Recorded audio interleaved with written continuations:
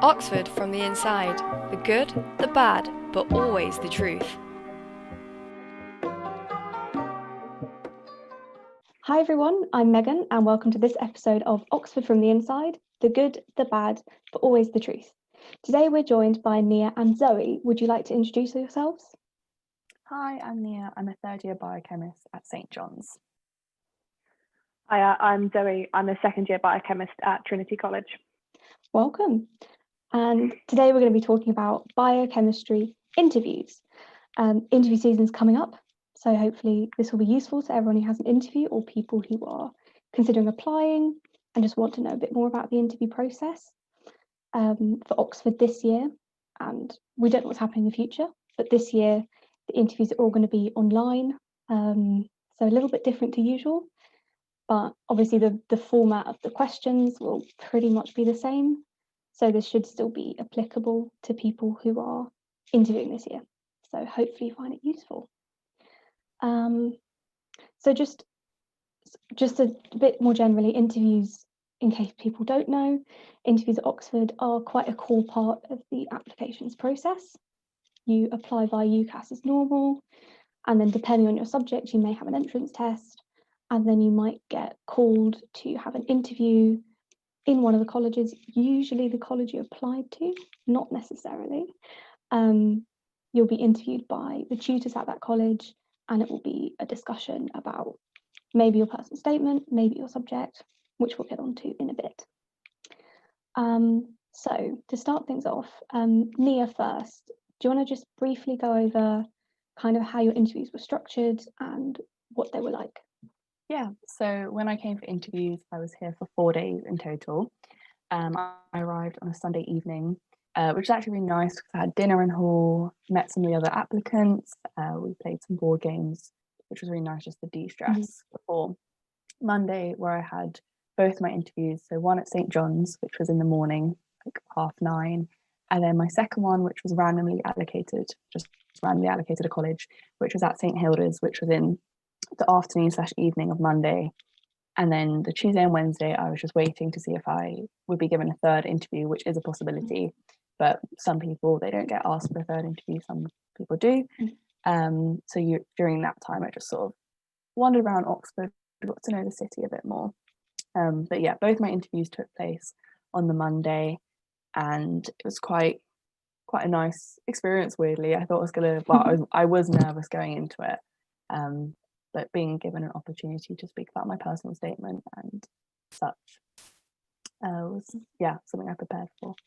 And just how long were your interviews, because that can vary across colleges? Yeah, so I think at St John's it was about half an hour. Honestly, just flew by though. I just lost sense of all time, but I think it was about half an hour. For the one at St Hilda's, I actually was given a test before, which I had 10 minutes to do, just sat in a room by myself, and then I think that interview was half an hour, so in total sort of 40 minutes for that one, maybe a bit less, but yeah, that included the test I had. Okay, was it quite similar for you, Zoe? Yeah, pretty similar. I was here in Oxford Sunday to Tuesday, I think.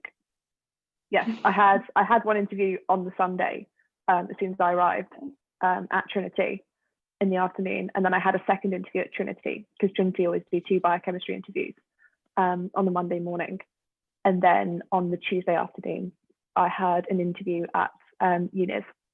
And for the Univ interview, University College, sorry, I had I had a pre-reading, like an article with some questions, which was about, I think, 20 minutes to half an hour, and then about the same amount of time again for the interview, where we discussed my answers to the questions and also other things as well, like my personal statement. Yeah. And the Trinity interviews, were they a bit, because you had 2 of them, were they a bit shorter? Yeah, they were only about 20 minutes. Okay. Yeah. Not 2-hour-long interviews. And obviously, as both of you have touched on, it's important to note that for biochem, you get 2 interviews at 2 different colleges, but also you might be called up to a third college, and that kind of just depends, because some colleges are really oversubscribed, and if they have too many people to take in, but you're still a strong applicant and they want to give you another chance, then you might be interviewed at another college. And you do kind of just have to wait because the tutors have to decide. So that's not something you'll know when you arrive. It's something you maybe find out after all your other interviews have happened. So sometimes, as Nia said, you are just hanging around a bit, but that is a good time to explore the city, meet some people, try and relax. I know it's hard. And Zoe, what kind of, obviously you do have a lot of free time during your interviews because they're only very short interviews. What can you do in that free time? I mean, so the thing that I think I expected I'd be doing a lot of was sitting in my room in Trinity and revising or doing schoolwork. I didn't do that. That would have just stressed me out. At that point, I was like, no, I'm gonna try and switch off when I'm not doing my interview. So I mostly stay downstairs in like the common room area, which is the place that you also had to go to whenever, like, for the student helpers to take you to your interview. And there were also just like, board games set up there. I think I played a lot of Mario Kart and chatted to quite a few of the other biochemistry applicants. So I just, made sure to take the time to like de-stress. And there was also a really nice Christmas market on Broad Street, like right outside Trinity College. So I wandered around that for a bit. Yeah, the Christmas market's so nice. And as you said, it's really important to kind of take that downtime between interviews because it's quite tempting to think, I have to prep for the next one, or I should be revising, or I should be doing all the schoolwork I'm missing. But you need to give your brain time to relax, otherwise you're going to be so stressed out. I mean, Nia, was there anything you did in particular to kind of try and relax before interviews, or? But is that before interviews, did you say? Yeah, before or after. Yeah, I think for me the main thing, I had come to Oxford for an open day, but that was just one singular day, and I hadn't really had much chance to actually explore Oxford as a city. Like the open day, I was just in colleges. So when I came for interviews, the main thing for me, when I was having a break and just wanting to de-stress, I just walked around the city, looked at the architecture, and I think it was then that I really realised that I really do like Oxford as a place as well, which I think is important. Just saw where the department was, if I'd get in, just to know my bearings a bit. But I think that was really nice, and I walked around with some of the applicants as well, so I got to know them. So yeah, it was a really enjoyable time and like a good break, like you said, in between the interviews. Yeah, it's probably particularly important this year because some people might have online interviews, so it's probably quite easy to think you should be sitting at home and working that whole time, but it's so important to go have a walk, phone a friend, obviously COVID safe activities, but really give yourself time to relax. And because maybe you won't be able to see Oxford, it's probably quite nice if you could visit an open day or look at some of the virtual tours that might still be up on college websites, because you won't get to see the colleges. So it's not all work and no play. You do need to relax a bit. And just briefly, some people do worry about this a bit. Nia, what would you say like the dress code for interviews is? Yeah, so my priority was comfort. Like I knew walking into the interview, I wanted to be relaxed and be comfortable, and what I was wearing, I needed to be comfortable in it. So for me, I just wore jeans and like a smartish jumper. Also, when you come, it's kind of important because it's December. It's pretty cold in Oxford, so that's something I wish I kind of bared in mind a little more. So yeah, I think wrap up as well. Obviously, when the interviews take place in person, it often does snow as well. I know for some people when they had their interviews it snowed.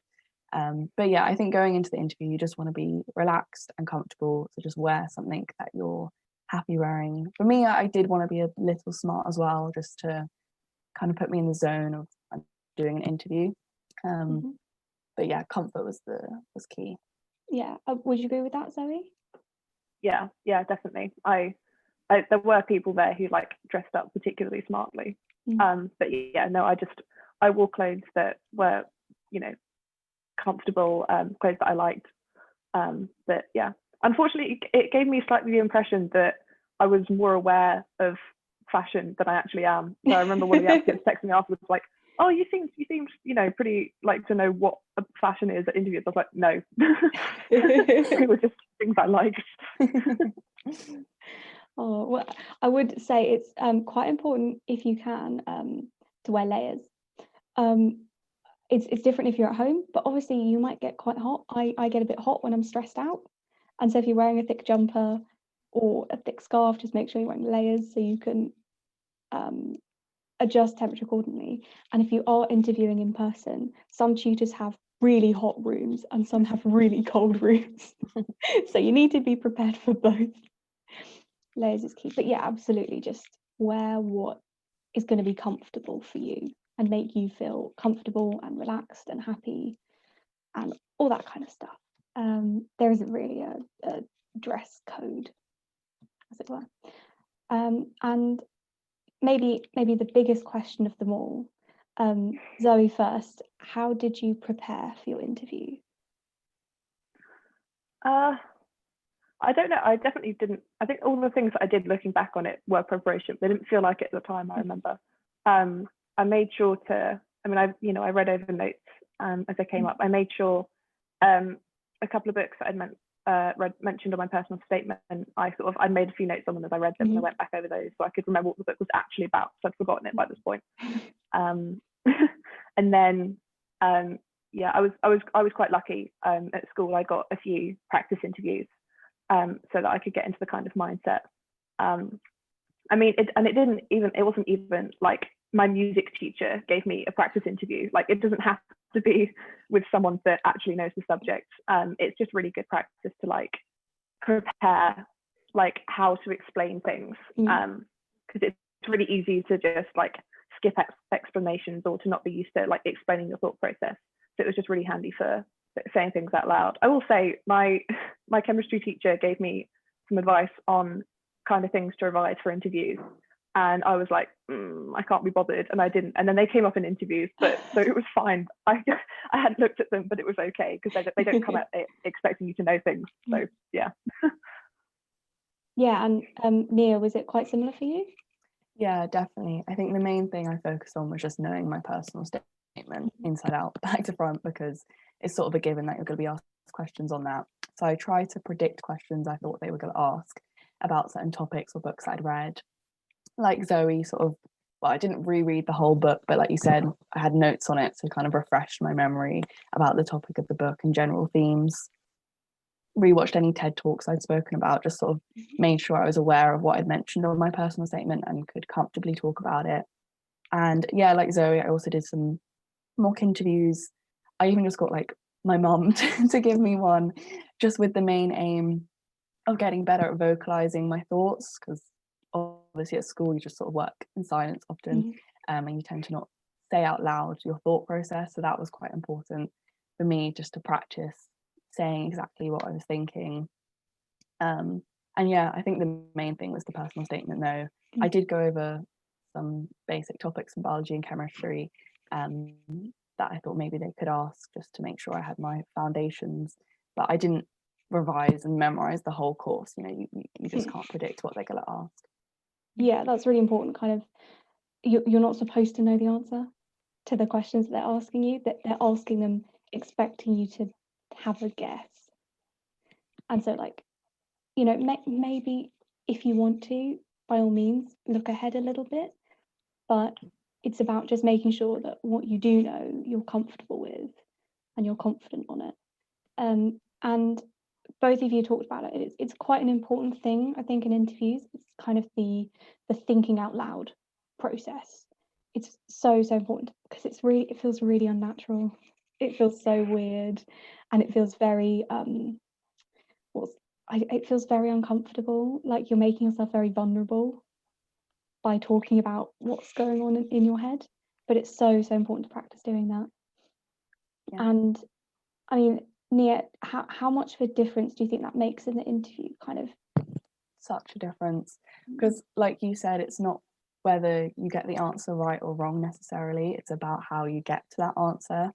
And then like I got things wrong in my interview, but I think the fact that I said things out loud meant they could sort of give me clues of which direction then I need to go to, whether if I had just said the answer they wouldn't have known how I got to there, like where I made the mistake. So I think saying things out loud and really practicing that is so important. And in a way, it kind of, I think, gave me more confidence, because then I'd practice saying things and I'd rehearse certain answers and saying them out loud. So going into the interview, I knew I was prepared. I knew I could sort of say things. So yeah, I think it's important in that sense too. Yeah, Zoe? Yeah, definitely. I think, it just makes a real difference, because if the tutors are, looking at two people who've arrived at the same answer for a question, and one has said nothing, and one has said all their thought process out loud, it could be exactly the same thought process, but the tutors are able to see the working of the person who said their thought process out loud. And it doesn't even have to be like confident. You don't have to be sitting there going, well, I guess because of this, and then that follows through. Like, I was really hesitant. I was there like, so maybe it has something to do with this. And then they would like nod or push me in a different direction. Like, you don't have to sound confident when you're explaining your thinking. You just have to speak. Yeah, that's really important actually. I was terrified. I was like, I don't want to say something that's wrong. It feels very embarrassing. But as you said, if you say something, they might say, okay, no, carry on with that thought. Or they might say, okay, maybe think of it from this direction instead, or go back a couple of steps because that was right. Go on from there. They can really, they're not going to leave you like stranded, like they're beached on your own. They want to guide you through the questions, because the tutors are trying to get as much out of you as they can.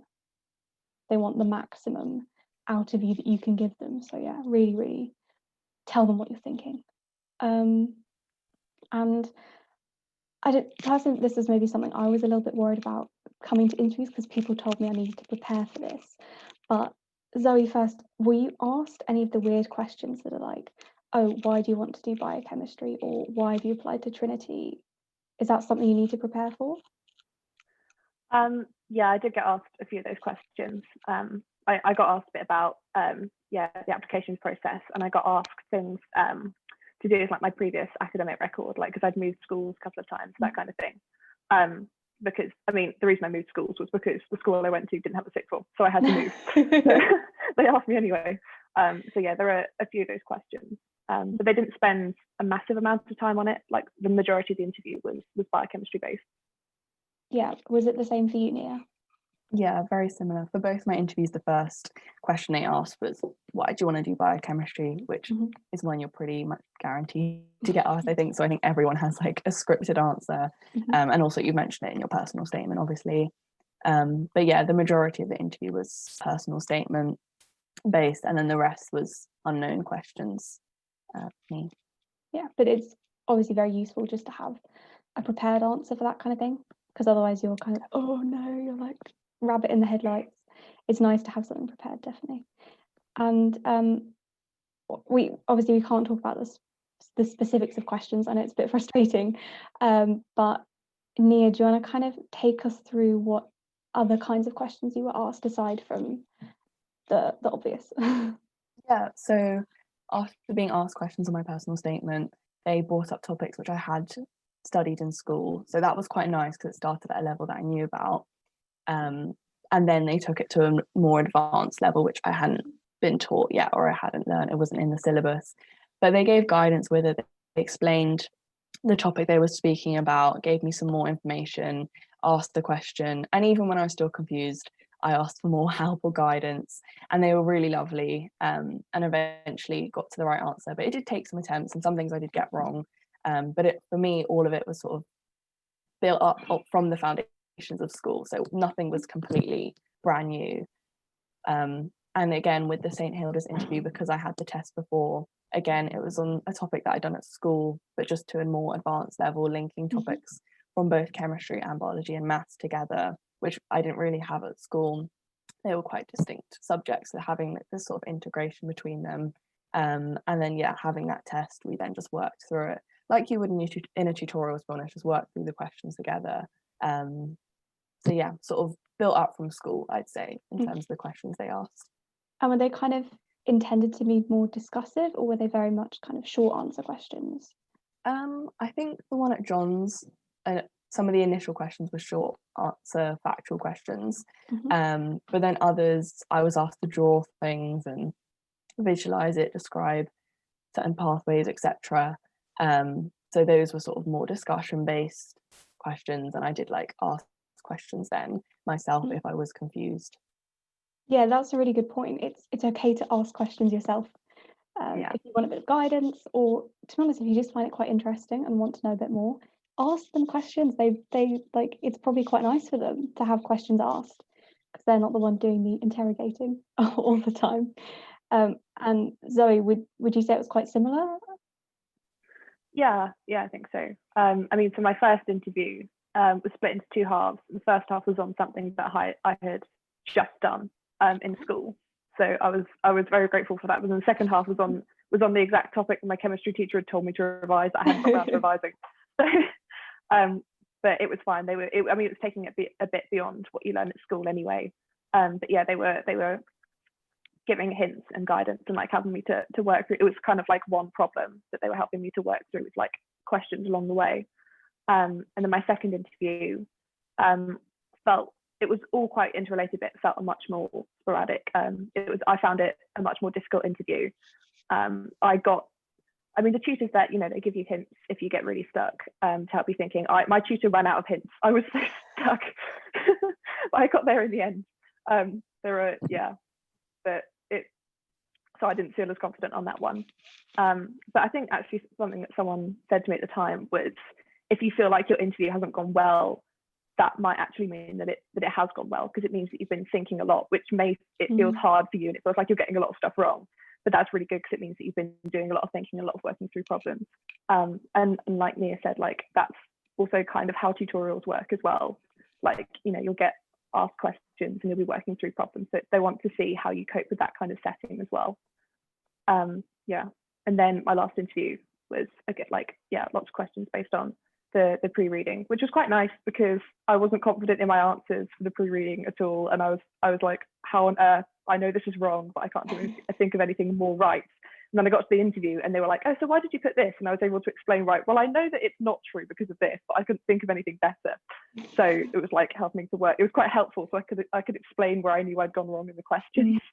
Yeah, it's fine to be wrong as long as you can kind of understand why. And it's fine to make a guess that is wrong. You can say, but this is kind of the closest that I can get to what I think could be an answer. That's fine, as long as you can explain yourself. As you were saying, Zoe, it's kind of, and Nia as well, it's kind of replicating what a tutorial would be like. Obviously, hopefully you're not quite as scared in a tutorial. They're not supposed to be that scary, but it's a lot of the time you do questions before, a bit like your test, and you show up and you talk through them and you discuss them and you unpick where you went wrong, where you went right. And ultimately the tutors are the ones who are going to be teaching you, so they just want to know that you are a good person to teach, and you can pick up hints and you can understand where you went wrong and you can learn from that. So ultimately that's the point of these questions. And I mean, obviously the tutors don't know the syllabuses of different courses. So for you, Zoe, you said like you'd just done it in school, but also if you hadn't just done it, that would have equally been fine, right? You don't you can just say, oh, I don't think I've covered this yet. That's okay.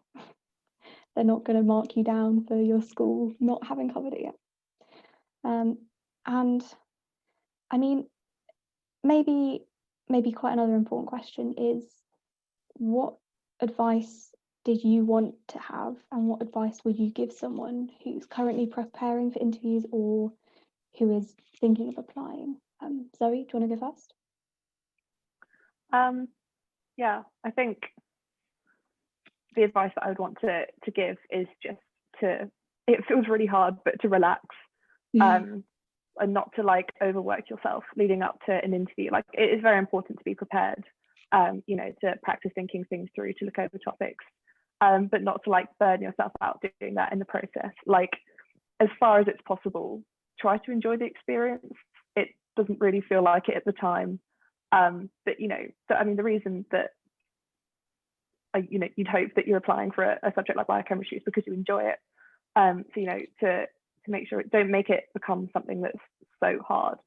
To make sure that you're looking after yourself during the process as well. I really loved socializing between my interviews. It just really helped me to like relax, calm down, to not think about it for a while, and to just enjoy the experience as a whole. Yeah. Nia, anything to add? Yeah, I basically definitely agree with what Zoe was saying. Like, I think just trying to relax and enjoy the whole process as much as you can. Like, you are going to be nervous, like going into the interviews, but just trying to relax, like you said, trying to maybe socialize with some of the applicants as well. And then if you can, like, go around Oxford, try and explore it, I think is equally as important. In terms of preparation, I think knowing your personal statement is quite an important thing, knowing why you want to do the subject as well.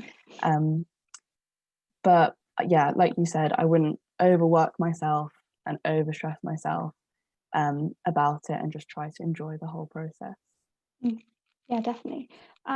Maybe, I don't know if this helps anyone else, but what kind of helped me is when someone said to me that, you're being called for an interview because they think you deserve a place. It's a waste of their time to interview people who they don't think can get in. You're not being interviewed just in case. You're being interviewed because they believe that you deserve a place. So even if you don't believe in yourself, the tutors at the college that you're being interviewed at do believe, they want you to do well. And it might not feel like you've done well in the interview, but you can be very surprised. And, and as you're both saying, probably even more important now, but really do give yourself the time off in between interviews. You cannot work the whole time. It will just destroy you. It can be drawn out over a couple of days. So you really, really do need to relax. Go outside, go for a walk, do exercise if you enjoy that kind of thing. Listen to music, watch a film, socializing might be a bit difficult at the moment. We're not sure what's really happening, if you'll be able to meet the other applicants at all. But, if you can't, phone a friend from school, chat to your family, really give yourself time off because you need it and you deserve it. And I don't know about you two, but it was probably one of the most terrifying things I've ever done. But hopefully you'd both say it's worth it. Yeah, definitely. And it's definitely not as bad as you think afterwards. Yeah. The process being is like scary. an enjoyable experience. Exactly. Yeah. Yeah. It's scary while you're doing it, but afterwards you're like, oh, okay, that was all right. I could do this. Yeah. Anything else you guys want to add? Any final words of advice? I think one other thing I'd say is just that, like, it's really easy, especially during interviews. I mean, it's even more so when you're like in person, you can see everyone else there, to feel like everyone else is on top of it, knows their stuff, is way more deserving to be there than you are. But like inside, everyone is thinking exactly the same thing, even about you. Like, everyone is panicked, everyone is nervous. There might be one or two people who are genuinely really comfortable with it and like feel like they're on top of things, but for the majority, that's just not true. So like, you're not the only one feeling how you feel during interviews. That's a really good point. Yeah, the classic imposter syndrome. Everyone's terrified. We're all in the same boat. Yeah. Well, thank you both so much for joining us. We really appreciate you giving up your time, and hopefully this is helpful to anyone who is prepping it for interviews. Best of luck. You really do deserve the place. You just need to prove it. It's the final hurdle. So best of luck to everyone.